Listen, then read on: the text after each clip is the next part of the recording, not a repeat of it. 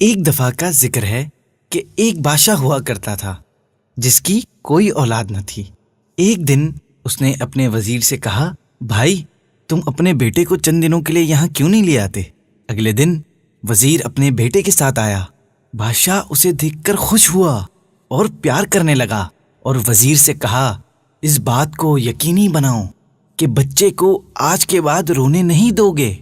اس نے کہا، بادشاہ سلامت، یہ کیسے ممکن ہے کہ اس کی ہر خواہش پوری کر دی جائے؟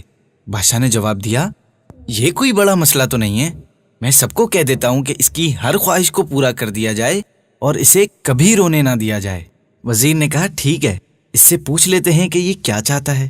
تو بچے نے ایک ہاتھی دیکھنے کا مطالبہ کیا، لہٰذا ہاتھی خرید لیا گیا۔ بچہ تھوڑی دیر ہاتھی کے ساتھ کھیلتا رہا، مگر تھوڑی دیر بعد اکتا گیا اور رونا شروع کر دیا۔ بادشاہ نے پوچھا، اب کیوں رو رہے ہو؟ بچے نے کہا، میں سوئی سے کھیلنا چاہتا ہوں۔ تو اسے سوئی دے دی گئی۔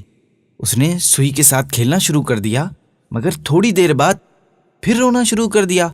اب بادشاہ نے کہا، ارے اب آپ کو کیا چیز رلا رہی ہے؟